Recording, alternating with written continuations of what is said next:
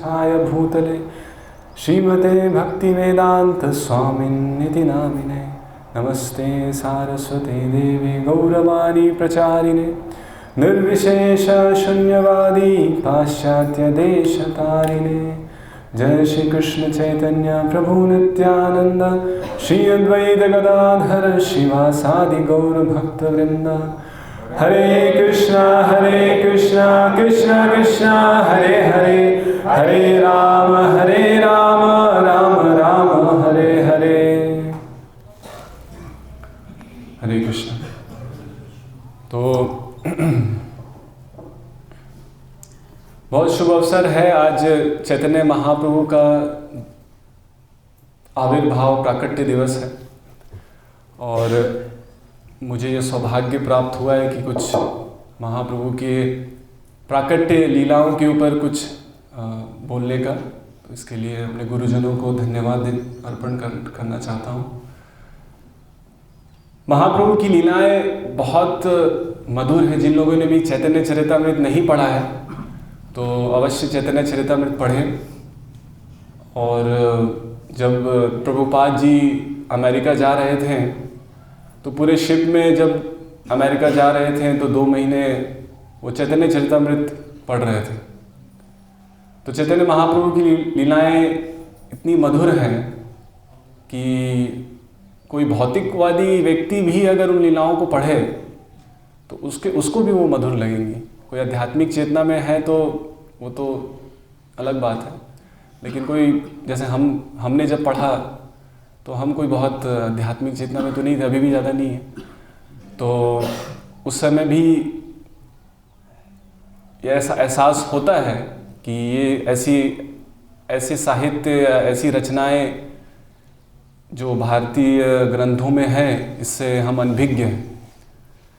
तो चैतन्य महाप्रभु के प्राकट्य के 2 परिप्रेक्ष्य हैं।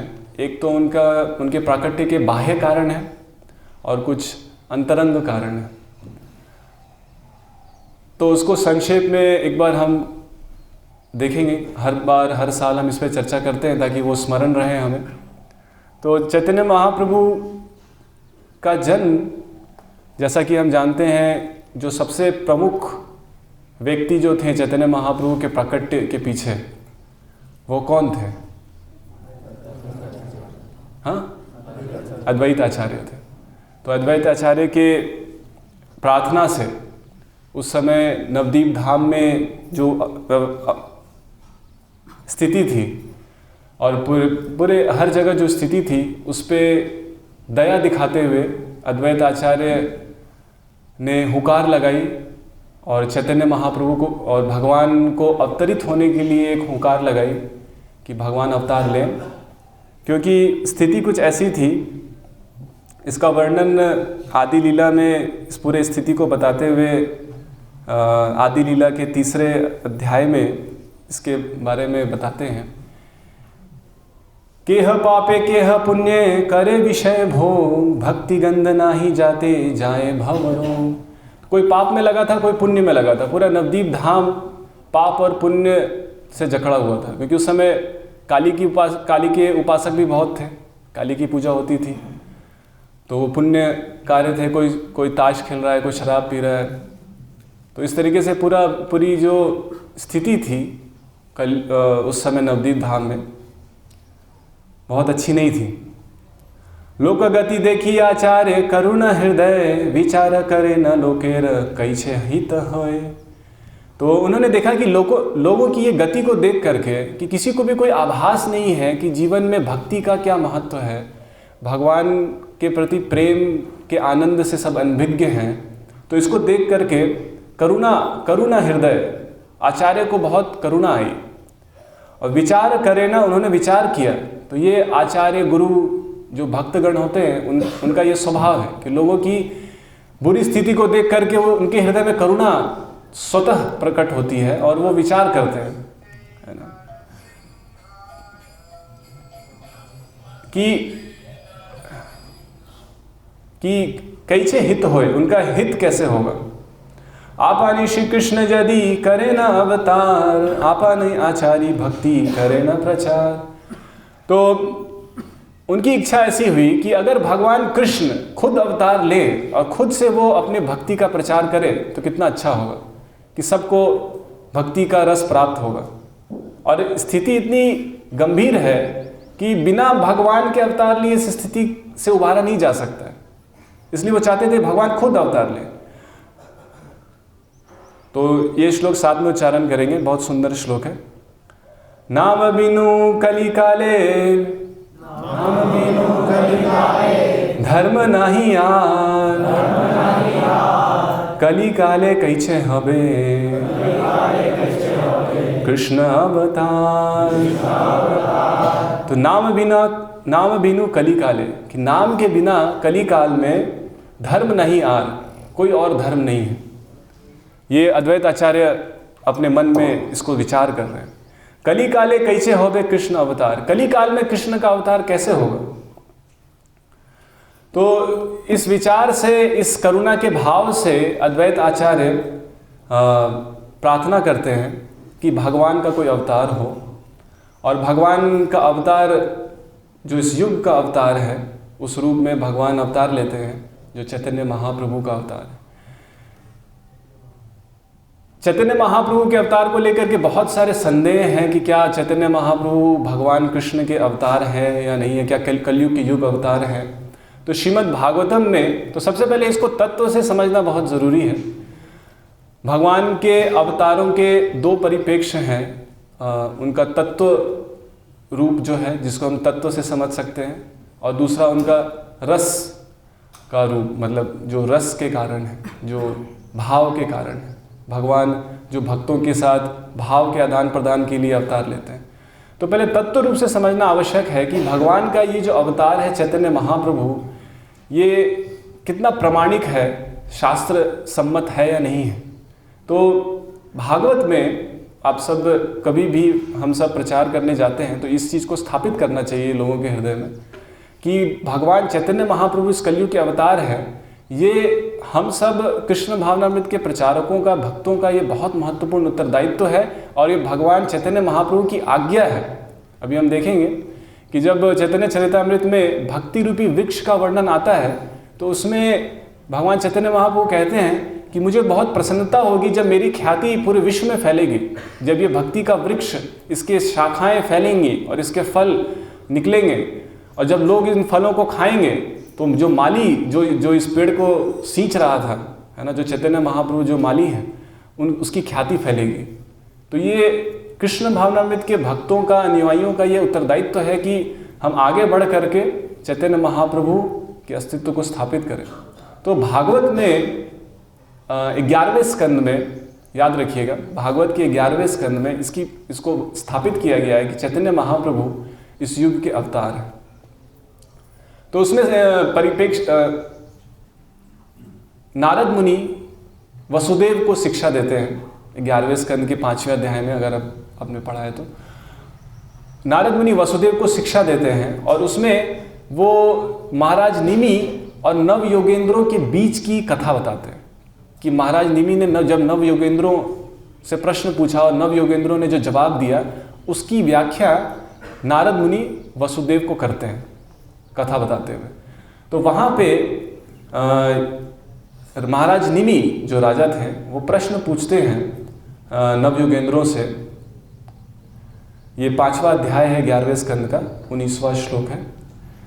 श्रीराज उवाच कस्मिन् काले स भगवान किं वर्ण कीदृशो निर्भिः नाम्ना वाकेन विधिना पूज्यते तद इहोच्यताम्। तो यहाँ पे प्रश्न पूछते हैं कि कस्मिन् काले स भगवान किं वर्ण कीदृशो, कि भगवान का अवतार किन किन समय में हुआ है, किन किन रूपों में हुआ है, क्या क्या नाम भगवान के अवतारों के थे, ये सब जानना चाहते हैं। पूज्य थे, और उनकी अर्चना के क्या क्या विधि थे। जब भगवान अलग अलग नाम लेकर के अलग अलग रूपों में अलग अलग समय में अवतार लेते हैं तो उनकी पूजा किन किन तरह से की जा सकती है। तो करभाजान, नव योगेंद्रों में जो एक ऋषि थे वो थे करभाजान ऋषि।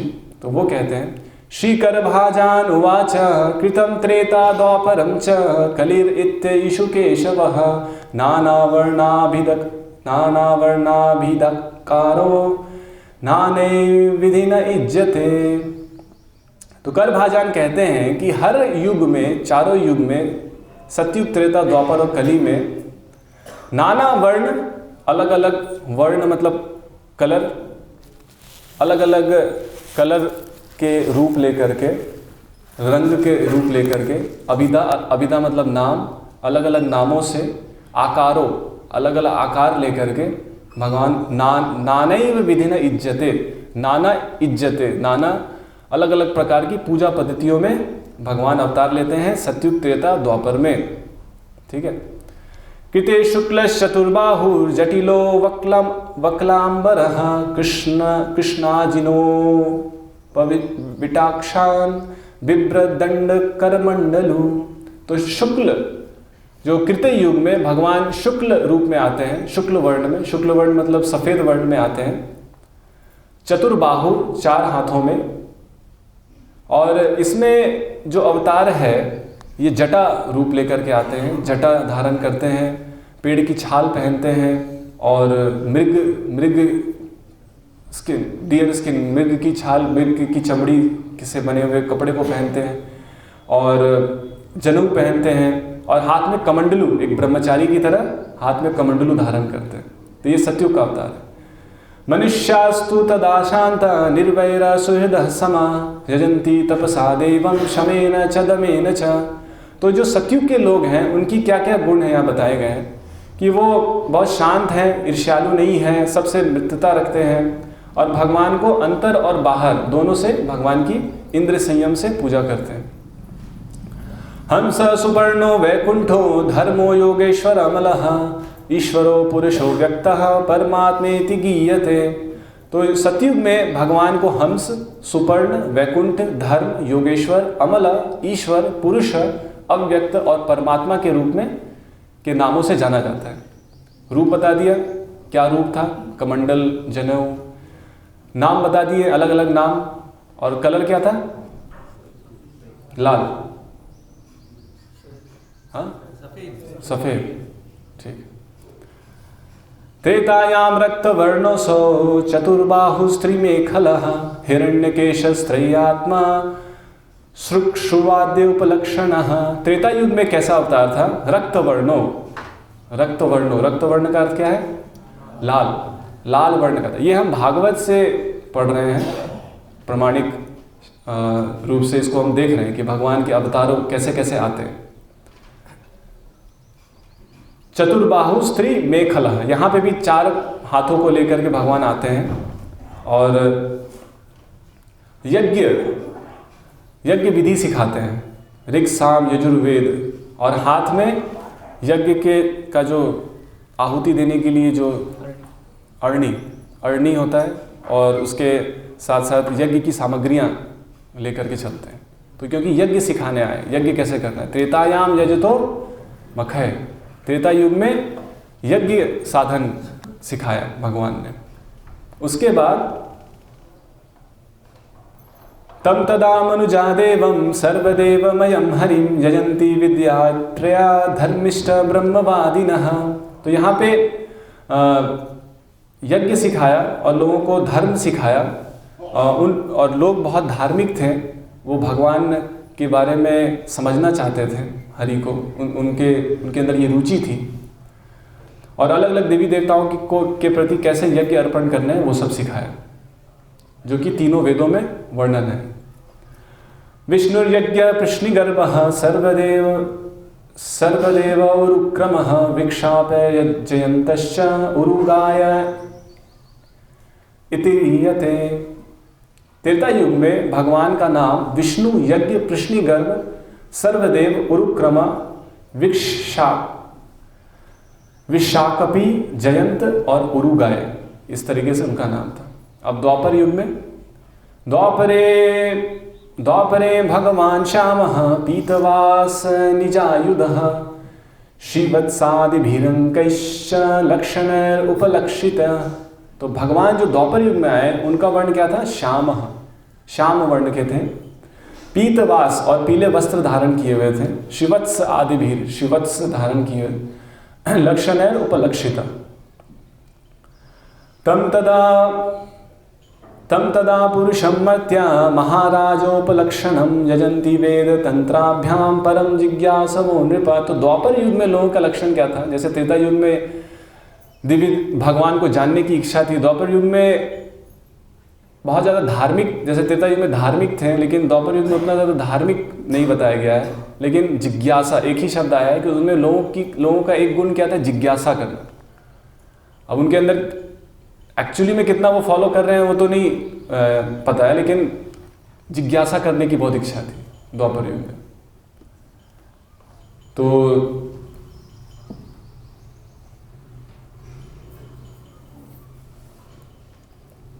और वहाँ पे अलग अलग मंत्रों से भगवान की पूजा होती थी। उसके बाद कलयुग में भगवान का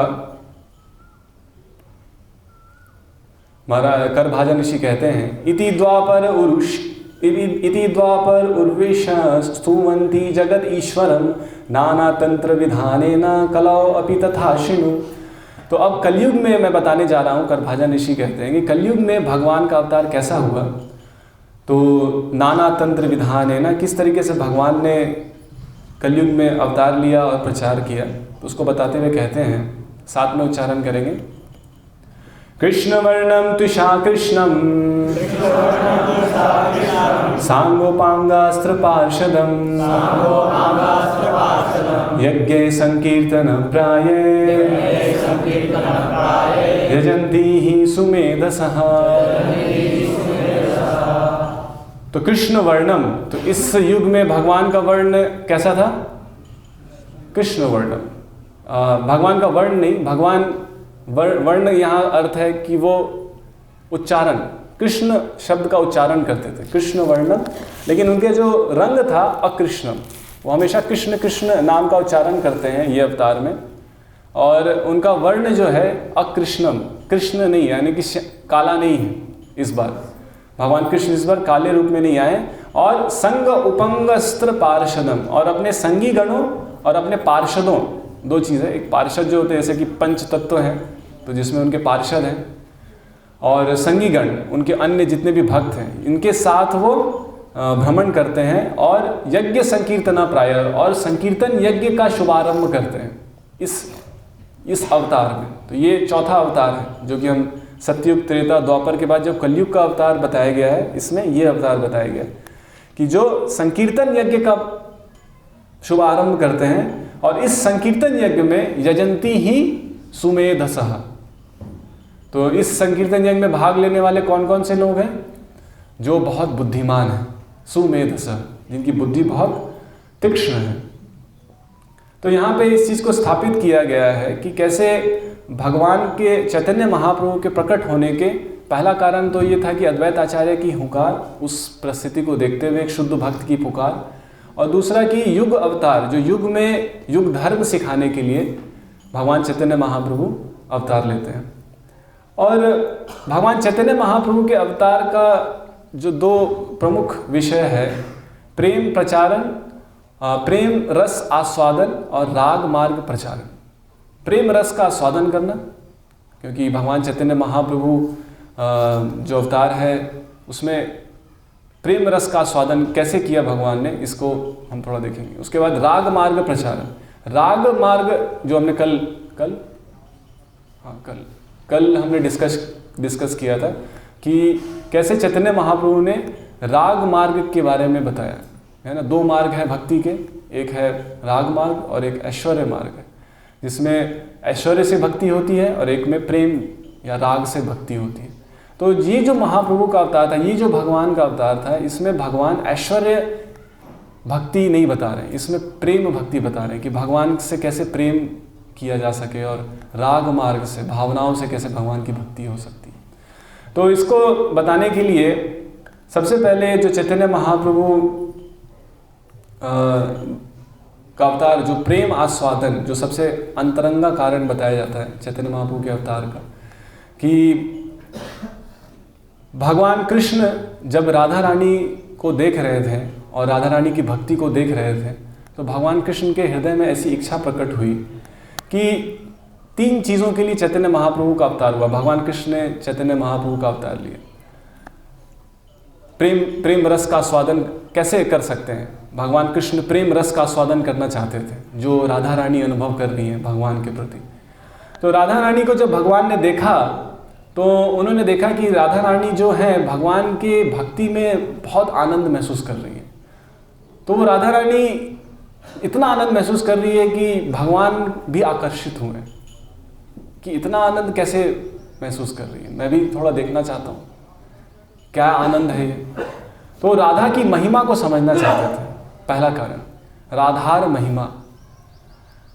महिमा प्रेम रस सीमा, कि राधा रानी की महिमा, राधा रानी की महानता कितनी है कि वो भगवान की भक्ति में भगवान से ज़्यादा आनंद महसूस कर रही हैं और भगवान भी आकर्षित है राधा रानी की भक्ति को देख करके।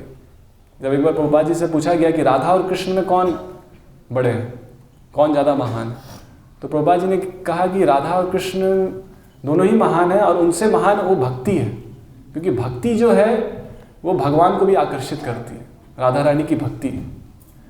तो ये जो राधा रानी की महिमा है वो भगवान समझना चाहते थे, भगवान कृष्ण समझना चाहते थे।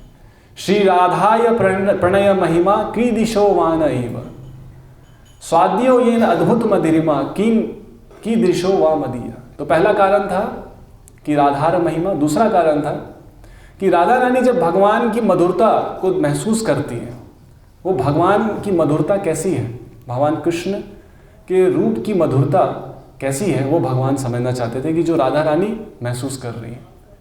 और राधा रानी जो भगवान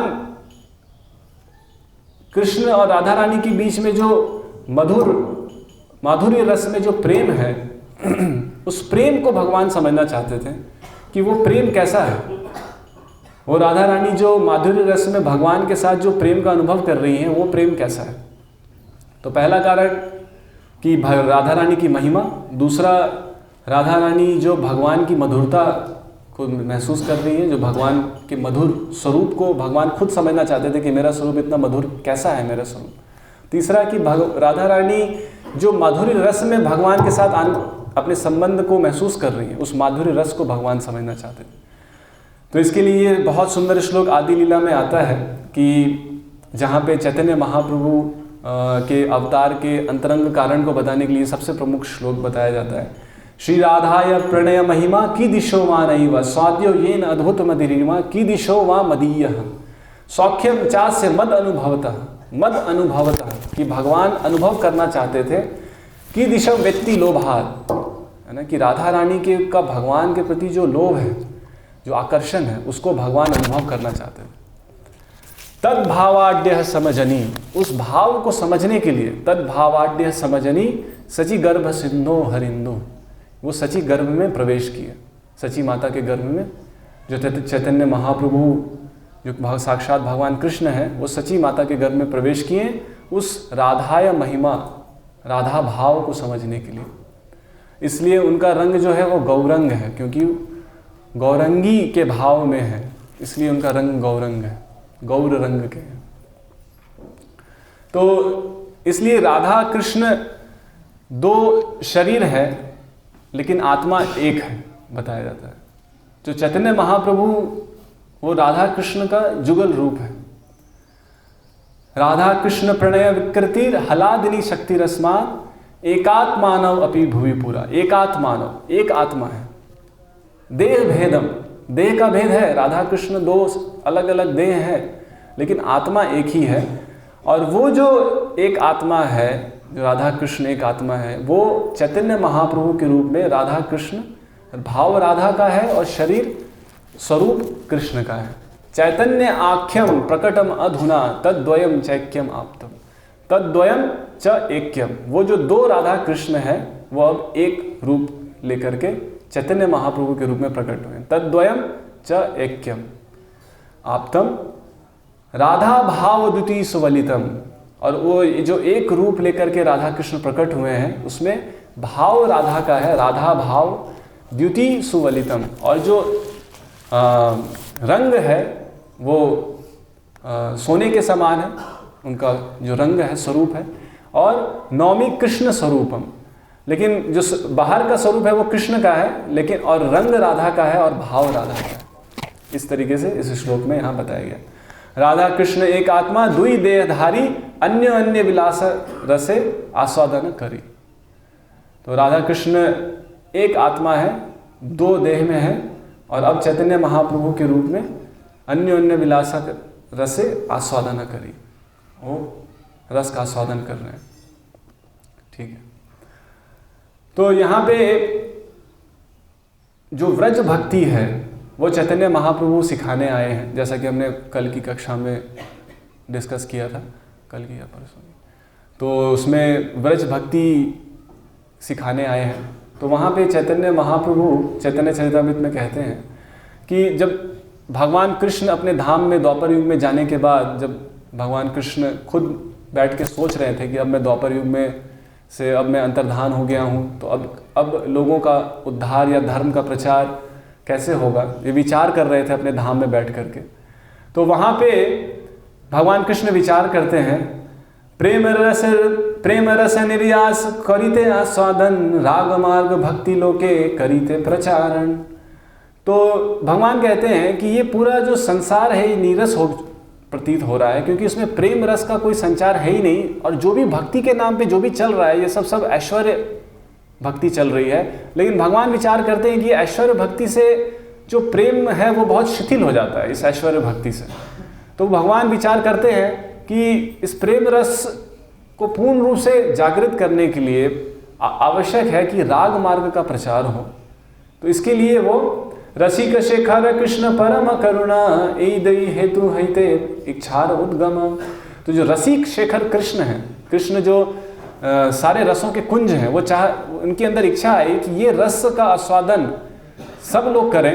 मेरे प्रेम भक्ति का जो रस है, जो 5 रसों में भगवान की भक्ति की जाती है, तो इस रस का आस्वादन सब लोग करें और ऐश्वर्य ज्ञान से ऊपर उठ करके इस राग मार्ग को ग्रहण करें कि 5 रसों में जो ब्रज भक्ति है, जो ब्रजवासी हैं जो भगवान की भक्ति 5 रसों में कर रहे हैं, तो उस रस में भगवान की भक्ति हो। ये विचार भगवान कृष्ण अपने मन में कर रहे थे। ऐश्वर्य ज्ञाने ते सब जगत मिश्रिता, ऐश्वर्य शिथिल प्रेमे नाही मोर प्रीता। तो ऐश्वर्य शिथिल जो प्रेम है, जिसमें ऐश्वर्य है, जिसमें भगवान के प्रति पूर्ण रूप से बिना किसी विधि विधान के, बिना किसी बाह्य आवरण के पूर्ण प्रेम, जो राग मार्ग का पूर्ण प्रेम है, वो चाहते थे कि भगवान लोगों को प्रदान करें। क्योंकि ऐश्वर्य शिथिल प्रेम नाही मोर प्रीता, ये ऐश्वर्य प्रेम से मुझे प्रीत सुख नहीं मिलता है। आमारा ईश्वर माने अपना के हीन, तार प्रेम वश आमी ना है अधीन। तो जो ऐश्वर्य प्रेम है वो मुझे अधीन नहीं कर सकता है, लेकिन जो शुद्ध प्रेम है, जो राग मार्ग का प्रेम है, वो मुझे अधीन कर सकता है। तो इस तरीके से भगवान अपने मन में विचार करते हैं भगवान कृष्ण। और क्या विचार करते हैं? मोरा पुत्र मोरा सखा मोरा प्राणपति, एई भावे जई मोरे करे शुद्ध भक्ति। तो शुद्ध भक्ति क्या है? जब भगवान को हम मोरा पुत्र, कि ये मेरा पुत्र है, भगवान मेरे पुत्र के समान, जब वो वात्सल्य का भाव, वात्सल्य रस भी एक रस है ना 5 रसों में, तो वात्सल्य रस में, या फिर मोरा सखा साख्य रस में, या फिर मोरा प्राणपति कि माधुर्य रस में, जैसे गोपियाँ प्राणपति अपने पति के रूप में, अपने प्रेमी के रूप में, यही भावे जई मोरे करे शुद्ध भक्ति। तो ये शुद्ध भक्ति पूर्ण रूप से शुद्ध भक्ति है, जहाँ पे 5 रसों में भगवान के साथ संबंध स्थापित होता है। तो भगवान ये विचार कर रहे हैं कि ये संसार में इसका प्रचार करना आवश्यक है, इसको राग मार्ग का प्रचार करना आवश्यक है। सही भावे है अपना का बड़ा माने आमार समहीन, सही भावे है आमी तहारा अधीन। तो इस भक्ति में क्या होता है कि भक्त अपने आप को बड़ा मानने लगता है, अपना का बड़ा माने हमारे समहीन, और भगवान को या तो सम या तो नीचे मानता है, क्योंकि प्रेम है, वात्सल्य का भाव है, साख्य का भाव है, साख्य का भाव है साख्य रस में। तो इसमें जब भगवान कृष्ण ने अर्जुन को अपना विश्व रूप दिखाया, तो अर्जुन बहुत शोकाकुल हो गए, है ना, उनको वो विलाप करने लगे, क्योंकि अभी तक वो प्रेम साख्य रस में भगवान के साथ आनंद प्रदान कर रहे थे। अब ऐश्वर्य जब प्रकट हुआ तो विलाप करने लगे, शोक करने लगे कि मैंने भगवान को समान समझ रहा था, सखेति मत्वा प्रसभं यदुक्तं हे कृष्ण हे यादव हे सखेति अजानता महिमानं तवेदं मया प्रमादात् प्रणयेन वापि यच्चावहासार्थमसत्कृतोऽसि विहारशय्यासन भोजनेषु एको अथवाप्यच्युत तत्समक्षं तच्छामये त्वामहं प्रपन्नम्। सखेति मत्वा, मैं सखा मान रहा था, आपके साथ विहार कर रहा था, आपके साथ सो रहा था, आपके साथ एक ही थाली में भोजन कर रहा था। तो अजानता महिमानम, मैं नहीं जानता था आपकी महिमा को। तो ये भक्त का भाव है, ये वो राग मार्ग है कि जहाँ पे भक्त भगवान की महानता को भूल करके भगवान को या तो सम मानने लगता है या तो भगवान को अधीन समझने लगता है, और उसमें प्रेम शुद्ध रूप से प्रकट होता है। कई बार हमारे मित्र होते हैं, कुछ मित्र बहुत करीबी होते हैं।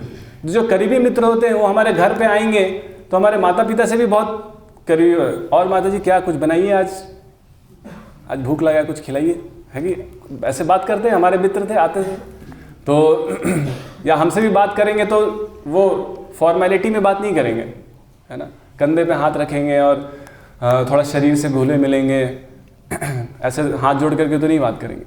तो ये घनिष्ठता है। तो प्रेम का आदान प्रदान करने के लिए बाहरी फॉर्मेलिटी या वो सब को खत्म करना बहुत ज़रूरी है, तभी जाकर के प्रेम शुद्ध रूप से आदान प्रदान हो सकता है। ये सामान्य समझ है। तो इसीलिए भगवान भी वो व्यक्ति हैं, वो भी चाहते हैं उस प्रेम को अनुभव करना। हम भी चाहते हैं हमारे कुछ ऐसे मित्र हो जो कि हमसे एकदम घनिष्ठ हो, है ना, यार दोस्त, तो घनिष्ठ हो, जो उतना फॉर्मेलिटी हमारे साथ ना करे। सर भगवान की भी इच्छा है कि भगवान भी चाहते हैं कि ये सब फॉर्मेलिटी छोड़ो, थोड़ा प्रेम खुल के आदान प्रदान हो, है कि नहीं।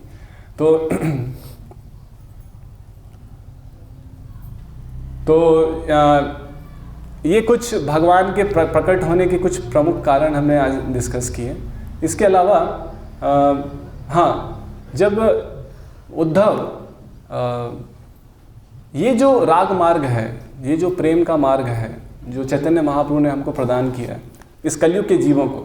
अब इसमें आश्चर्य की बात है कि कलयुग के जीवों को क्यों किया, क्योंकि तो अपने उतने प्रगत नहीं है, लेकिन ठीक है, फिर भी चैतन्य महाप्रभु ने ये हमको प्रदान किया है। और ये जो राग मार्ग है, उद्धव कहते हैं कि जो श्रुति शास्त्र हैं, स्मृति शास्त्र हैं, ये भी इस राग मार्ग को नहीं समझ सकते, वो भी इस राग मार्ग को समझने में असक्षम है। तो एक बहुत सुंदर श्लोक आता है, आसम्महो चरण रेणुजुषाम हम श्याम वृंदावने किमपि गुल्म लतौषधीनाम या दुष्टजम स्वजनम मार्यपथम च हित्वा भेजुर्मुकुंद पदवीं श्रुतिभिर्विमिज्ञाम। तो उद्धव कहते हैं कि मैं चाहता हूँ कि मैं वृंदावन में एक लता बनूं, ताकि ये जो गोपी हैं चरण रेणु जुषाम हम श्याम, कि अपने ये जो गोपी हैं अपने चरणों की जो धूल है ये मेरे सिर पे रखें। ये हमने बहुत बार सुना है, उद्धव ऐसी प्रार्थना करते हैं। या दुष्टजन स्वजन मार्य पथम च हित्वा, क्योंकि ये जो गोपी हैं, ये जो गोपीगण है जो भगवान से इतना प्रेम करती है, ये क्यों इतनी महान है। भगवान के बहुत सारे महान भक्त हैं, लेकिन ये गोपियाँ इतनी महान क्यों हैं, क्योंकि या दुष्टजम, क्योंकि इन्होंने वो त्याग दिया जो कि दुष्टजम है, जिसको त्यागना बहुत कोई सोच भी नहीं सकता है। तो एक स्त्री के लिए क्या त्यागना सबसे कठिन है, अपने पारिवारिक लोग, पारिवारिक जन, और उससे भी अपनी पतिव्रता होना। एक स्त्री के लिए सबसे महत्वपूर्ण वस्तु है उसका पतिव्रता होना, है ना, जो कि उसके पूरी पहचान है, क्योंकि स्त्री का धर्म है पति की सेवा करना। तो स्त्री के लिए का पूरा जीवन पति के केंद्र में है। अगर उसने पति के प्रति ही अच्छे से निष्ठा नहीं दिखाई तो उसका पूरा जीवन व्यर्थ है। तो यहाँ पे बताया जा रहा है कि जो गोपियाँ थी उन्होंने अपने पति को ही त्याग दिया, है ना, और एक दूसरे पुरुष के पास चली गई। ठीक है, वो कृष्ण भगवान है, लेकिन एक सामाजिक दृष्टिकोण से हम देखें तो यहाँ पे उसको बताया गया है कि या दुष्टजम स्वजनम, अपने स्वजनों को तो त्यागा ही, उसके बाद आर्य पथम को भी त्याग दिया। एक आर्य समाज में, एक बहुत प्रगत समाज में पति के प्रति निष्ठा न रखना, तो ये तो बहुत दुष्टजम है, इसको पति को भी त्याग देना ये तो बहुत दुष्टजम है। तो गोपियों ने अपने पति को भी त्याग दिया, अपने परिवार अपने बच्चों को भी त्याग दिया, और किस लिए?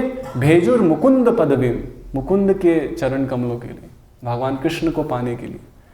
श्रुतिभिर विज्ञान, और ये भाव को श्रुति भी, वेद शास्त्र भी नहीं समझ सकते हैं, ये राग भाव को, ये जो प्रेम का भाव है, ये जो भगवान के प्रति समर्पण का इतना उत्तम स्तर जो है।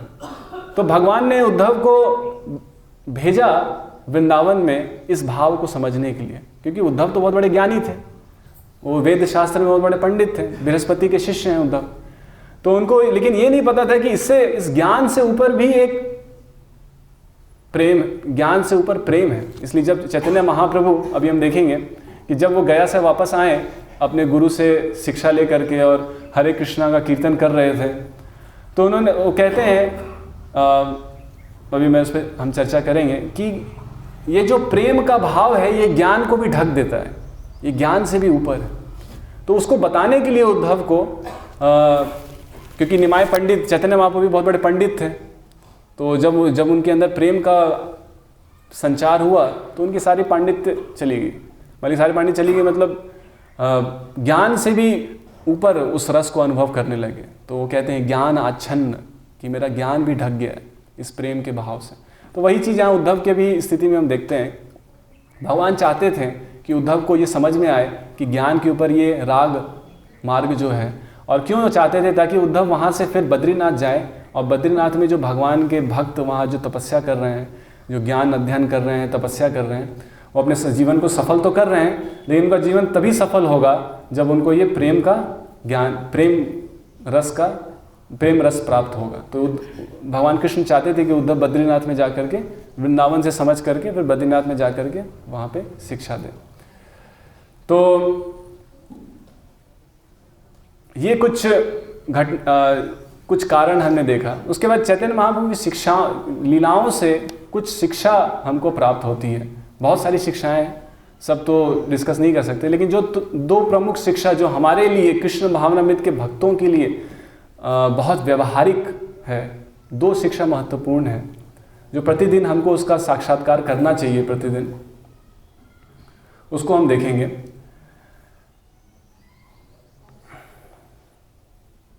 तो आदि लीला में, क्योंकि प्राकट्य दिवस है तो ज़्यादा हम आदि लीला से डिस्कस कर रहे हैं, तो आदि लीला में वहाँ पे एक अध्याय आता है जहाँ पे भक्ति वृक्ष के ऊपर चर्चा की जाती है। भक्ति वृक्ष, कि ये जो पूरा भक्ति है इसको वृक्ष से बराबरी की गई है, और इस वृक्ष को उगाने वाला जो माली है वो महाप्रभु है, वो चैतन्य महाप्रभु है। तो एक बहुत सुंदर वहाँ पे एक पूरा वृत्तांत आता है कि किस तरीके से वो माली जो चैतन्य महाप्रभु हैं वो उस वृक्ष को उगा रहे हैं। तो चैतन्य, जैसे कृष्ण अभी अपने धाम में बैठ करके सोच रहे थे, तो अब चैतन्य महाप्रभु अपने अंतःकरण में भी सोच रहे हैं। तो क्या सोच रहे हैं? कृष्णदास कबीरदास गोस्वामी यहाँ लिखते हैं, प्रभु कहे आमी विश्वम्भर नाम धरी, नाम सार्थक हया यदि प्रेम विश्व भरी।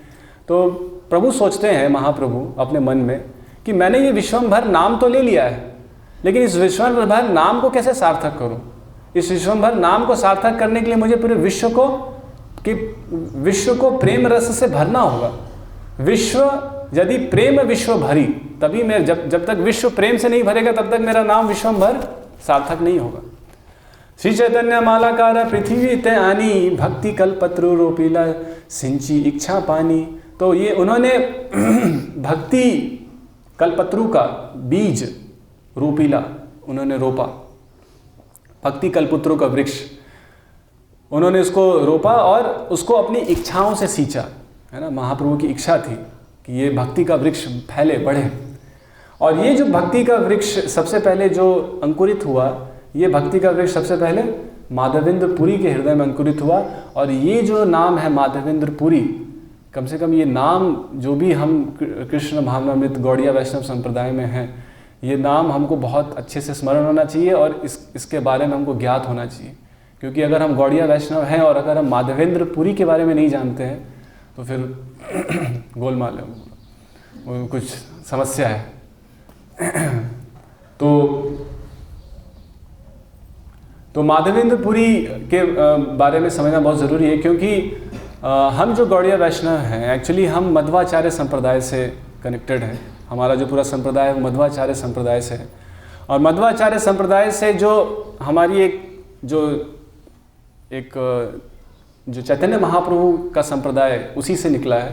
तो वो माधवेंद्र पुरी से वहाँ से चैतन्य महाप्रभु का संप्रदाय एक वहाँ से अलग हुआ या एक नया शाखा वहाँ से आया, क्योंकि माधवेंद्र पुरी ने इस ब्रज भक्ति को मध्वाचार्य के मध्वा संप्रदाय में स्थापित करने वाले पहले आचार्य थे, जिन्होंने ब्रज भक्ति को, ब्रज रस को, जो 5 रसों में भगवान की भक्ति हो सकती है। हमारा संप्रदाय का जो मुख्य सिद्धांत है कि 5 रसों में भगवान की भक्ति हो सकती है, ये जो सिद्धांत है ना, ये हमारे संप्रदाय का मुख्य सिद्धांत है। तो ये चैतन्य महाप्रभु का मुख्य सिद्धांत है कि ये जो ब्रज भक्ति है, तो ये माधवेंद्र पुरी से प्रारंभ हुआ।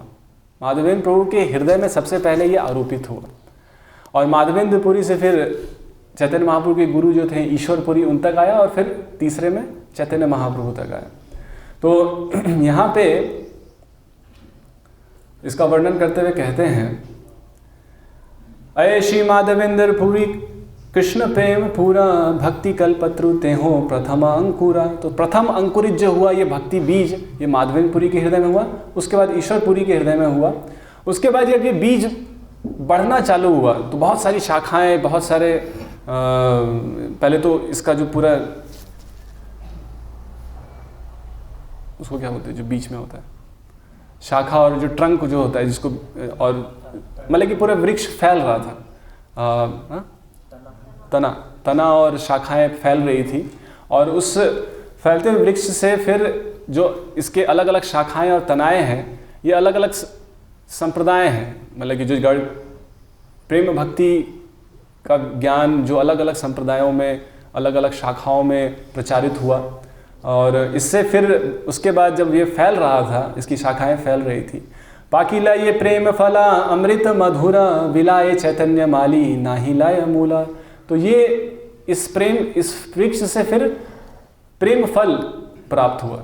इस वृक्ष की शाखाओं से फिर पके हुए प्रेम फल अमृत मधुरा, जो कि अमृत के समान मधुर है, इस वृक्ष में उगने लगे। और जो चैतन्य माली थे उन्होंने इस वृक्ष के प्रेम फल को तोड़ करके नाही लया मूला, बिना किसी मूल्य के इसको बांटना चालू किया। मांगे वा ना मांगे के ह पात्र व पात्र इहार विचार नहीं जाने दे मात्र। कि कोई मांगे या ना मांगे, हमने तो नहीं मांगा, कम से कम मैंने तो नहीं मांगा था, अब बताइए आप ज़्यादातर आप लोगों में से भी नहीं मांगा होगा, वो तो ज़बरदस्ती दे दिया किसी ने लाके। मेरे साथ तो ज़बरदस्ती हुआ, नहीं करना है तो मांगे वा ना मांगे के ह पात्र व पात्र, हम तो पात्र भी नहीं थे। कॉलेज के स्टूडेंट में क्या पात्र है, कोई पात्रता नहीं। जो भी निषेध काम है सबसे पहले वैसी को करते हैं सुबह से उठ के। और तो कॉलेज में पढ़ रहे थे, कोई पात्र नहीं था, कोई इच्छा भी नहीं थी भक्ति करने की, फिर भी ला करके हाथ में दे दिया, ये है ना प्रेम का फल। तो ये चैतन्य महाप्रभु की महानता है इस संप्रदाय की। इहार विचार ना ही जाने देय मात्र, कोई इसका विचार नहीं है, कौन पात्र कोई पात्र, कोई मांग रहा है नहीं मांग रहा है। अंजलि अंजलि भरी फैले चतुर्दिशे दरिद्र कुंडय है खाए मालाकार हासे। तो अंजलि अंजलि भरी, हाथ में पूरा जितना हाथ में भर सकते थे फल उठाया महाप्रभु ने, जो माली हैं जितना फल उठा सकते थे उठा के फेंकना, चारों दिशाओं में फेंकना प्रारंभ कर दिया जो माली हैं महाप्रभु। तो प्रेम को फेंक करके दे रहे हैं, है ना, सब लो सब खाओ। तो फैले चतुर्दिशे दरिद्र कुंडय खाए मालाकार हासे। और जितने दरिद्र जीव थे जो जीवन के संघर्ष में, जन्म मृत्यु जरा व्याधि में संघर्ष कर रहे हैं, दरिद्रता में संघर्ष कर रहे हैं, वो सब खा करके नाचने लगे, गाने लगे उस प्रेम फल को। और जो मालाकार हंसे, और जो माली था वो मुस्कुरा रहा था, है ना, जो चैतन्य माली है वो मुस्कुरा रहे हैं। उसके बाद मालाकारा का है शुन वृक्ष परिवार मूल शाखा उपशाखा जते का प्रकार। तो अब जो माली है वो सारे पेड़ की अलग अलग शाखाओं से, जो मूल शाखा है या उप शाखा है, जितनी भी शाखाएं हैं, कुछ शाखाएं बहुत बड़ी हैं जो पूरे विश्व को प्रचार कर रही हैं, कुछ शाखाएं छोटी हैं, अपने समाज अपने परिवार तक सीमित है, लेकिन जो जितनी भी शाखाएं रूप शाखाएं सबको पुकारते हैं और एक अनाउंसमेंट करते हैं। मालाकार कहे सुन वृक्ष परिवार, सारे वृक्ष परिवार को बुला करके एक अनाउंसमेंट करते हैं। एकला उठाए दीते हया परिश्रम, केह पाए केह न पाए रहे मने भ्रम। कि मैं अकेला कितना बांटूं, मैं अकेला कितना उठा सकता हूं इस प्रेम को। प्रेम के फल इतने सारे हैं, इस वृक्ष से इतना सारा प्रेम का फल निकल रहा है, अब मैं अकेला कितना उठा पाऊंगा, मेरे हाथ में उतनी शक्ति नहीं है। और अकेला उठा उठा के फेंकूंगा तो किसी को मिलेगा किसी को नहीं मिलेगा, क्योंकि एक ही आदमी फेंक रहा है, एक ही व्यक्ति है जो प्रेम बांट रहा है। तो राहे मने भ्रम, तो मेरा मन इससे भ्रमित हो रहा है कि सब तक ये फल मैं नहीं बांट पाऊंगा, इतने दूर दूर तक मैं नहीं फेंक पाऊंगा दो हाथों से, है ना। फिर वो कहते हैं अतएव आमी आज्ञा दिलू सब कारे, जहां तहां प्रेम फल देह जारे तारे। इसलिए मैं आज्ञा देता हूं आप सबको।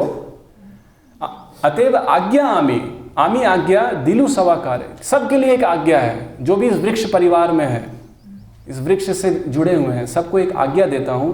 जहां तहां प्रेम फल देह जारे तारे, कि जहां भी जो भी कोई दिखता है सबको ये प्रेम फल बांटो, आप भी बांटो, ये मेरी आज्ञा है। ये प्रेम के फल जहां तहां, जिसको जहां मिलता है वहां पे इस प्रेम फल को दो, है ना। कौन सा श्लोक है वो? जारे देखो तारे कहो कृष्ण, आप लोग याद नहीं है? जारे देखो तारे कहो कृष्ण उपदेश, हमार आज्ञाएं गुरु हो या तारे ही देश। तो यही वही श्लोक है कि जहां तहां प्रेम फल देह जारे तारे। एकला मालाकार आमी कतफ, तो यहाँ पे फिर वो कह रहे हैं कि एकला मालाकार आमी कत फल खावो, कि एक माली कितना फल खाएगा, कितना फल बांटेगा और खुद कितना खाएगा, है ना। चैतन्य महाप्रभु, सारा प्रेम तो उनके पास है, अब वो बांटना चाह रहे हैं, खुद तो खा ही रहे हैं, खुद तो आस्वादन कर ही रहे हैं, क्योंकि चैतन्य महाप्रभु का अवतार भी इसी के लिए हुआ था, इस प्रेम के फल को खाने के लिए, प्रेम रस को आस्वादन करने के लिए। लेकिन अब प्रश्न ये है कि वो अकेले कितना खाएंगे, अकेले कितना बांटेंगे। तो वो पहले तो बोल रहे हैं मैं अकेले कितना बांटूंगा, और फिर वो कह रहे हैं कि मैं अकेले कितना खाऊंगा। कि एकला मालाकार आमी कतो फल खाव, न दिया वा यही फल आर की करीबो। तो अगर मैं ये फल को नहीं बांटूंगा, खुद तो खा नहीं पाऊंगा उतना, तो क्या करूंगा इस फल का, इस प्रेम के फल का। आत्म इच्छा मृत वृक्ष सिंची निरंतर, तथा ते असंख्य फल वृक्षेर ऊपर। तो मैं अपनी इच्छाओं से, चैतन्य ये पेड़ सींच कैसे रहा है, ये पेड़ सींच रहा है भगवान की इच्छाओं से। चैतन्य महाप्रभु की इच्छा है कि हमारा आज्ञा गुरु हो या तारा ही देश। चैतन्य महाप्रभु की ये इच्छा है कि ये वृक्ष बढ़े, ये भक्ति का वृक्ष बढ़े, और ये वो हमको आज्ञा दे रहे हैं, और उनकी इच्छा से ये बढ़ रहा है ना। भगवान की इच्छा से सब कुछ होता है ना। स्वाभाविकी ज्ञान बलक क्रिया च, भगवान इच्छा करते हैं और सब कुछ होने लगता है। तो ये प्रेम भक्ति का वृक्ष बढ़ेगा ही बढ़ेगा, क्योंकि यहाँ पे भगवान कह रहे हैं ये मेरी इच्छा है, और इसी से ये सींच रहा है, ये पेड़ बढ़ रहा है, ये पेड़, और इसको कोई नहीं रोक सकता है, क्योंकि ये भगवान की इच्छा है। और असंख्य फल इस पेड़ पे लगे हुए हैं वृक्षेर ऊपर। अतएव सब फल देहा जारा तारे, खाई खाई लोक अजर अमरे। तो अतएव ये सब को ये फल बांटो, एक आज्ञा दे रहे हैं। देह जारा तारे, जहाँ देखो वहाँ इस फल को बांटो, ताकि खाई हौक लोक अजर अमरे। तो क्योंकि जब ये लोग खाएंगे प्रेम के फल को, तो वो इस अजर और अमर हो जाएंगे, है ना। उनकी जो बुढ़ापा और मृत्यु है, इससे वो मुक्त हो जाएंगे इस प्रेम फल को खा के। ये उनका हेतु है। ये महाप्रभु क्यों ये फल को बांटना चाहते हैं? एक तो संसार मोचन और प्रेम रस का स्वादन, कि संसार से मुक्त हो, संसार मोचन, और प्रेम रस भी प्राप्त हो, भगवान की चरण कमलों के प्रति प्रेम प्राप्त हो। जगत व्यापी या मोरा हवे पुण्य ख्याति, सुखी है या लोक मोरा गाही बेक कीर्ति। अब ये और क्या उनकी इच्छा है? एक तो है कि प्रेम रस प्राप्त हो लोगों को, संसार से मुक्त हो, अजर अमर बने, और वो चाहते हैं कि खुद भी ख्याति फैले, है ना। कि ये जब लोग प्रेम फल को खाएंगे तो माली की ख्याति फैलेगी, जिसने ये पेड़ लगाया है। तो वो ये एक बहुत इम्पॉर्टेंट हमारा कर्तव्य है, और जिसको करने में अभी हम लोग बहुत पीछे हैं, कि इसके लिए हम लोग बहुत प्रयत्न करना चाहिए कि ये जो माली है, जिसने ये पेड़ लगाया है, जो चैतन्य महाप्रभु रूपी माली जो हैं, इनकी ख्याति अभी तक भी पूरे विश्व में फैली नहीं, और अभी भी लोग नहीं जानते हैं। पूरे विश्व में क्या, भारत में भी अभी तक लोग नहीं जानते कि चैतन्य महाप्रभु इस युग के अवतार हैं। ये बहुत हमारे लिए शोक और एक ग्लानि की बात है कि क्यों लोग नहीं जानते कि चैतन्य महाप्रभु इस युग के अवतार हैं। तो इसके लिए हमको योजनाएं बनानी चाहिए, इसके लिए हमको प्रचार आंदोलन को पूरा तीव्रता से करना चाहिए, और इसके लिए बहुत कुछ योग्यता या बहुत प्रशिक्षण की तो आवश्यकता नहीं है। सारा कुछ पहले ही आचार्यों ने अपने पुस्तकों में, प्रवचनों में इतने सरल रूप से दे दिया है कि खाली उसको एक बार पढ़ लें तो समझ में आ जाएगा कि क्या बोलना है, और उसको रिपीट करना है। जो आचार्यों ने कहा है प्रवचनों में उसको बस बोलना है। तो ये हमारा कर्तव्य है कि जहाँ पे भी हम जिस अवस्था में भी हों, ये जो चैतन्य महाप्रभु रूपी माली है जिसने ये इतना बड़ा वृक्ष लगाया है, इसकी ख्याति हम अपने सक्षमता के अनुसार अवश्य इसको फैलाने का प्रयास करें, क्योंकि ये महाप्रभु की आज्ञा है कि इसको बांटो और मेरी ख्याति को फैलाओ ताकि हर कोई मुझे जाने, है ना, और हर कोई मेरी ख्याति को गाए। तो साथ में उच्चारण करेंगे। उसके बाद ये श्लोक आता है जो सबसे प्रसिद्ध श्लोक है। भारते भूमि ते हैला मनुष्य जन्म जार, जन्म सार्थक करी कर पर उपकार। तो चैतन्य महाप्रभु फिर कहते हैं, सबको कह रहे हैं बांटो, सबको कह रहे हैं फल को खाओ, लेकिन विशेष रूप से किसको कह रहे हैं? भारते भूमि ते हैला मनुष्य जन्म जार, जन्म सार्थक करी कर पर उपकार। तो अपना जन्म को सार्थक करें और दूसरों का भी उपकार करें। एतावत् जन्म साफल्यम देहिनाम इह देहिषु प्राणर अर्थे धिया वाचा श्रेय अर्चनम सदा। कि जो इस देह को धारण किए हैं, देहिनाम इह देहिषु, उन सब के लिए एक आज्ञा है। भागवत में एक श्लोक आता है, उन सब के लिए एक आज्ञा है कि श्रेय अर्चनम सदा, अपने जीवन के श्रेय की पूजा करें। हमारे जीवन की का श्रेय क्या है उसको समझें और उसके लिए प्रयत्न करें। तो इससे ये देह जन्म साफल्यम, ये जन्म सफल होगा। अपने जन्म को सार्थक करें और सबको ये जो प्रेम का ज्ञान है ये सबको प्रदान करें। और हम देखते हैं कि चैतन्य महाप्रभु ने अपने व्यवहार से इसको सिखाया। आपाना आचार्य प्रभु जीवेर सिखाए, अपने आचार से सिखाया, क्योंकि अद्वैत आचार्य भी चाहते थे कि भगवान खुद आकर के अपने आचार से सिखाएं इस भक्ति को, इस प्रेम को। तो भगवान ने खुद प्रेम को अपने अंदर धारण अंगीकार करके लोगों को दिखाया कि देखो ये प्रेम धारण करोगे तो कैसा महसूस होगा। तो एक बहुत सुंदर श्लोक जो चैतन्य महाप्रभु के गुरु ने चैतन्य महाप्रभु को दिया था, 2 श्लोक चैतन्य चरितामृत में बताया गया है कि जो चैतन्य महाप्रभु के गुरु ने उनको सिखाया। तो दोनों श्लोक हम उच्चारण करेंगे साथ में।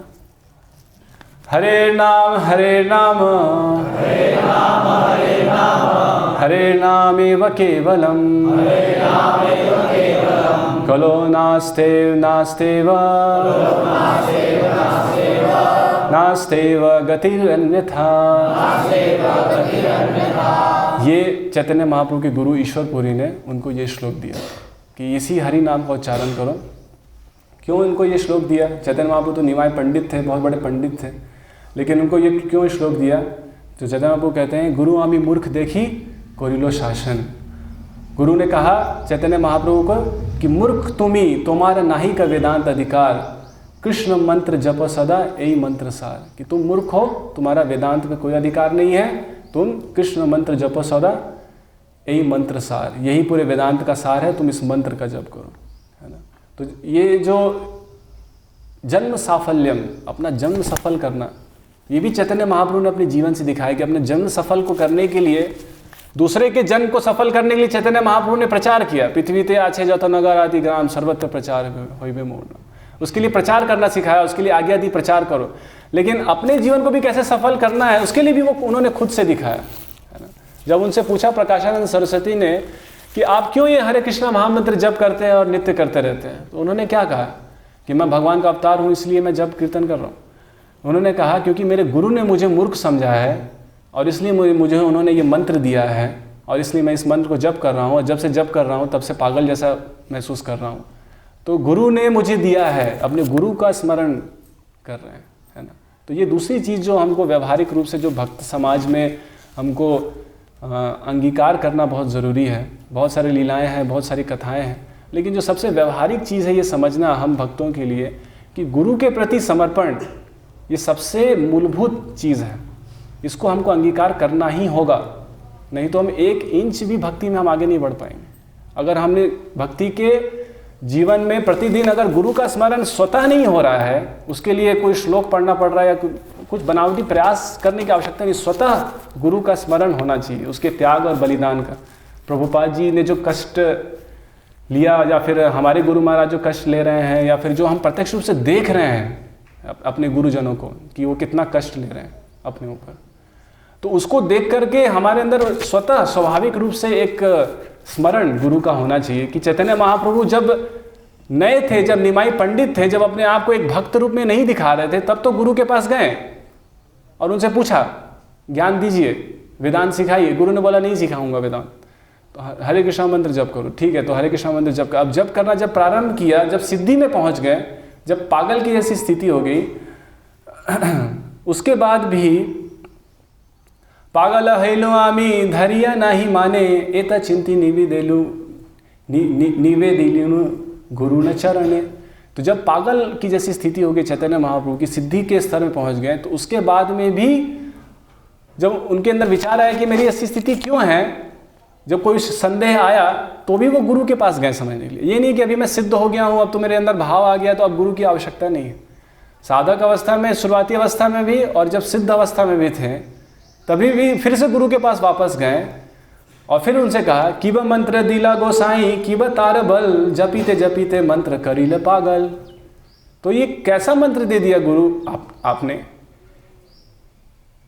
कि जपीते जपीते, कि इसको जप करते करते करील पागल, कि मन पागल हो रहा है। तो इस तरीके से हम देखते हैं कि सिद्ध साधक अवस्था में और सिद्ध अवस्था में, दोनों में ही गुरु को कभी हम छोड़ नहीं सकते। तो इसके लिए फिर गुरु कहते हैं, ईश्वरपुरी उनको शिक्षा देते हुए कहते हैं कि कृष्ण विषय का प्रेम परम पुरुषार्थ है, जार आगे तृण तुल्य चारि पुरुषार्थ। कि ये जो कृष्ण प्रेम तुमको प्राप्त हुआ है, तुमने इसको सिद्ध कर लिया है, इससे मुझे बहुत गर्व महसूस हो रहा है, बहुत खुशी महसूस हो रही है। और ये जो कृष्ण प्रेम है, ये चारों पुरुषार्थ से परम है, तृण तुल्य चारि पुरुषार्थ, धर्म अर्थ काम मोक्ष, जिसको पालन करके लोगों को बहुत गर्व महसूस होता है कि बहुत धार्मिक हैं, बहुत अच्छे लोग हैं, अच्छा महसूस करते हैं। तो वो ईश्वरपुरी कहते हैं कि ये चारों पुरुषार्थ तृण तुल्य है, जो तुमको जो प्रेम प्राप्त हुआ है उसके सामने ये तृण तुल्य है चारि पुरुषार्थ। और पंचम पुरुषार्थ प्रेमानंद मृत सिंधु मोक्ष आदि आनंद जार नाहेक बिंदु। कि ये इसके सामने, इस पंचम पुरुषार्थ के सामने जो प्रेम पुरुषार्थ है, इसके सामने जो मोक्ष है वो बस एक बिंदु के समान है। मोक्ष का आनंद बस एक बिंदु के समान है। कृष्ण नामेरा फल प्रेम सर्वशास्त्र कया, भाग्य से ही प्रेमा तुम्हारे करील उदय। ये जो कृष्ण नाम का फल जो तुम्हारे हृदय में उदय हुआ है, चैतन्य महाप्रभु कहते हैं कि प्रेम सर्वशास्त्र कया, ये सारे शास्त्रों का सार तुमने अपने हृदय में प्राप्त कर लिया है। सर्वशास्त्र कया भाग्य से ही प्रेम तुम्हारा करील उदय। तुम्हारा भाग्य बहुत अब उदय हो गया है, तुम बहुत भाग्यवान हो कि तुम्हारे अंदर में ये प्रेम का उदय हुआ है। तो चैतन्य महाप्रभु ने खुद से एक साधक के रूप में, जो अपने गुरु के पास जाता है ज्ञानी के रूप में और अपने जन्म को सार्थक करता है और फिर जाकर के उसका प्रचार करता है, एक स्टेप बाय स्टेप प्रोसेस की एक हमारे लिए कैसे हम एक अपने व्यवहारिक रूप से भी हम चैतन्य महाप्रभु को देख सकते हैं कि चैतन्य महाप्रभु साक्षात भगवान थे, लेकिन उन्होंने भी अब किस तरीके से अपने आप को एक क्रमिक विकास में प्रगति करते हुए दिखाया कि गुरु के ऊपर श्रद्धा करते हुए नाम जप किया, नाम जप से सिद्धि आई, फिर उसका प्रचार करना प्रारंभ किया। तो जन्म सार्थक करीब, और उसी को पहले आचार में दिखाया, फिर बोला कि अब आप करो, मैं आज्ञा देता हूँ, आप भी करो, है ना। मैंने भी किया, मुझे इसका फल प्राप्त हुआ, आप भी कीजिए, आपको भी फल प्राप्त होगा।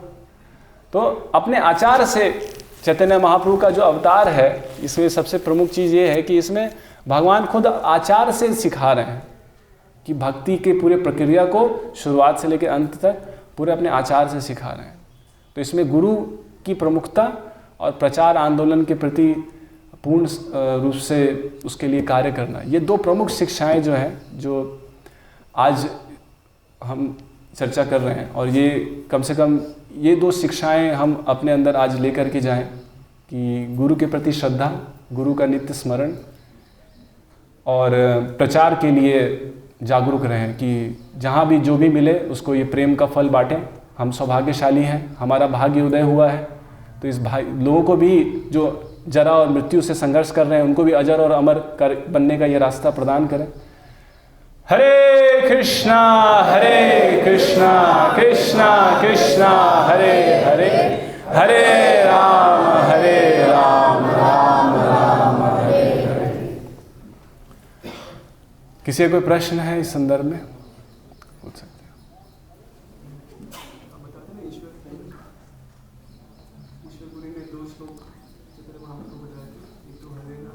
अच्छा दूसरा श्लोक, अच्छा दूसरा श्लोक मैंने नहीं बताया।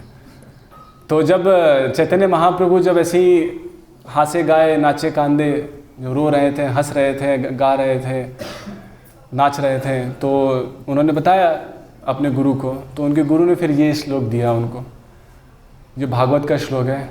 तो साथ में उच्चारण करेंगे। एवं व्रतः स्वप्रिय नाम कीर्तया जातानुरागो द्रुतचित्त उच्च है, हसत्यथो रौदिति रौति गायत्य, रौदिति रौति गायत्य, हाँ रौदिति रौति गायत्य उन्माद्यवन्नित्यति लोकबाह्यः। तो इसमें इस हरे कृष्णा महामंत्र का जो फल है, इसको जप करने का जो भाव है, जो इसकी सिद्ध अवस्था है, इसको बताया गया है कि जब कोई एक व्रत लेकर के, जैसे हमने व्रत लिया है, 16 माला जप करने का व्रत लिया है, तो जब कोई व्रत लेकर के भगवान के प्रिय नाम का कीर्तन करता है, भगवान को अपना नाम प्रिय है, सबको अपना नाम प्रिय होता है, तो भगवान को अपना नाम तो प्रिय होगा ही।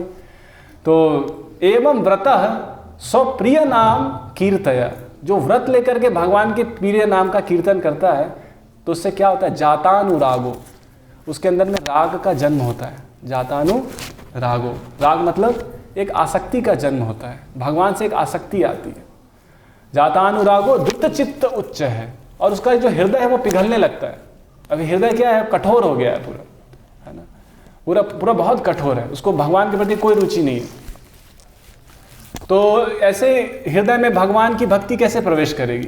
तो जो हरे कृष्णा महामंत्र जब हम व्रत लेकर के जप करना चालू करते हैं, तो हृदय को सॉफ्ट बनाता है, इसको ये पिघलने लगता है हृदय, और तब जाकर के हसत्यथ रौदिति रौति गायत्य। तो वो व्यक्ति जब जिसका हृदय पिघल गया है भगवान के प्रिय नाम को लेते लेते, वो जो सिद्ध अवस्था में पहुंच गया है, तो वो कभी हंसता है, हसत्य, रोता है, रौदिति रौति, कभी गाने लगता है, गायत्य, उन्माद्य वन नृत्यति, उन्माद में नाचने लगता है।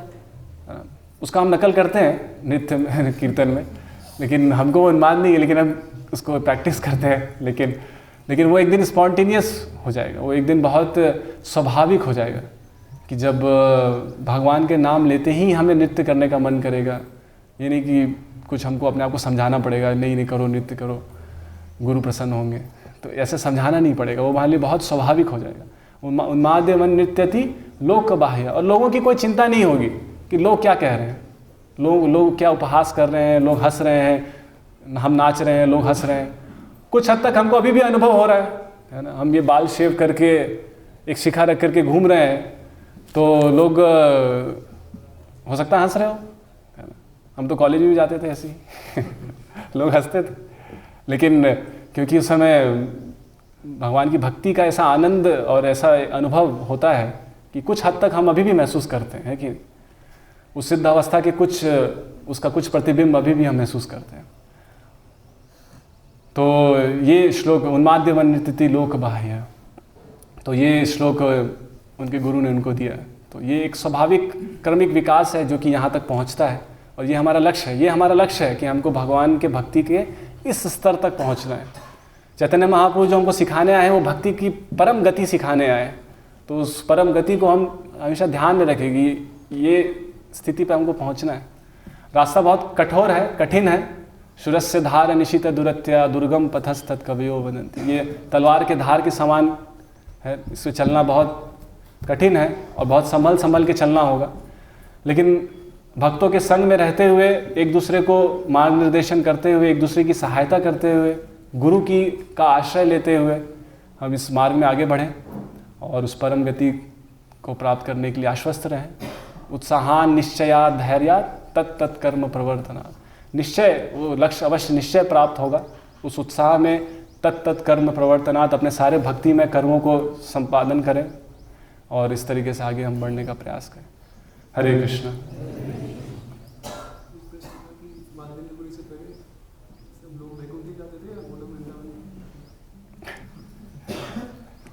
माधवेंद्रपुरी से पहले सब लोग वैकुंठ जाते थे या गोलोक वृंदावन जाते थे। तो इसमें ऐसा नहीं था कि उस समय भी चैतन्य महाप्रभु तो 536 साल पहले आए थे। तो माधवेंद्रपुरी के पहले तो कुछ तो उसका प्रचार होगा ही। ऐसा नहीं था कि बिल्कुल भी प्रेम प्रचार नहीं था। कहीं ना कहीं अनऑर्गेनाइज तरीके से, उतना बहुत एक ऑर्गेनाइज संप्रदाय में प्रचार उसका नहीं हो रहा था सिस्टमैटिक तरीके से, लेकिन कहीं ना कहीं लोग तो करते होंगे। और लेकिन ज़्यादातर, क्योंकि यहाँ बताया गया है कि भगवान अपने मन में सोच रहे हैं कि पूरा विश्व ये ऐश्वर्य प्रेम से भरा हुआ है। वो खुद चैतन्य चैतन्य में लिखा है कि भगवान एक शोक कर रहे हैं कि पूरा विश्व ये ऐश्वर्य भाव से भरा हुआ है। भक्ति कर रहे हैं लोग, लेकिन ऐश्वर्य भाव से कर रहे हैं। तो भगवान को एक शोक महसूस हो रहा है, इससे तो मैं प्रसन्न नहीं होऊंगा, इससे ये मुझे पसंद नहीं। तो ऐसा समझ में आता है जो वहाँ पढ़ करके कि एक बहुत बहुमत संख्या तो अवश्य ही राग मार्ग का पालन नहीं कर रही थी, तो अवश्य वैकुंठ में ही जा रही होंगी, ऐसा निष्कर्ष निकाल सकते हैं। लेकिन ऐसा नहीं लिखा है कि सब लोग गोलोक नहीं जा रहे थे, वैकुंठ जा रहे थे, ऐसा कुछ नहीं लिखा है। लेकिन ये लिखा है कि सारे लोग ऐश्वर्य भाव को ही कर रहे थे। तो उससे आप निष्कर्ष निकाल लीजिए कि सारे लोग ऐश्वर्य भाव का कर रहे थे। तो हाँ जी। जो निम्बार्क संप्रदाय, हाँ, निम्बार्क संप्रदाय में भी राधा कृष्ण की सेवा के बारे में बताया जाता है जी। और जो पुष्टि मार्ग है उसमें भी जो गोवर्धन हरि कृष्ण उनकी पूजा होती है। लेकिन चैतन्य महाप्रभु का विशेष क्या है कि प्रचार, जो बिल्कुल गिरे हुए थे, बीच थे, उनको भी लेके वहाँ तक पहुँचाना। तो वो भी संप्रदाय एग्जिस्ट करते थे, अभी भी कर भी रहे, लेकिन बहुत लिमिटेड है अपने कुछ दायरे में। लेकिन इन जनरल ऐश्वर्य भक्ति है या अज्ञानता, तो उस समय भी प्रचार था, उससे पहले भी। हाँ, कुछ हद तक तो प्रचार था, लेकिन क्योंकि भगवान कह रहे हैं कि पूरा विश्व ऐश्वर्य भाव से भरा हुआ था, ऐसा वर्णन। और कुछ पूछिए, आप लोग पीछे में बैठे कुछ पूछ नहीं रहे। हाँ, कुछ पर्सनली पूछें। ठीक, ठीक है। वो वाणी को अपने विचारों को शुद्ध कैसे करें और कृष्ण के प्रति और अपने प्रेम को कैसे जगाएं? वही हम चर्चा कर रहे थे कि हरे कृष्ण महामंत्र का जप करें। एक नित्य सिद्ध गुरु, परमहंस गुरु के शरण में जा करके हरे कृष्ण महामंत्र का जप करें। कोई बहुत कॉम्प्लेक्स नहीं है, सिंपल है, बस हरे कृष्ण महामंत्र का जप कीजिए।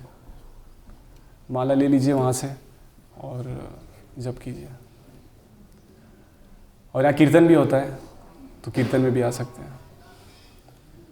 और कोई प्रश्न अभी हम नहीं लेंगे, और जो भी है एकांत में हम इसके प्रोग्राम के बाद मिलेंगे। हरे कृष्ण।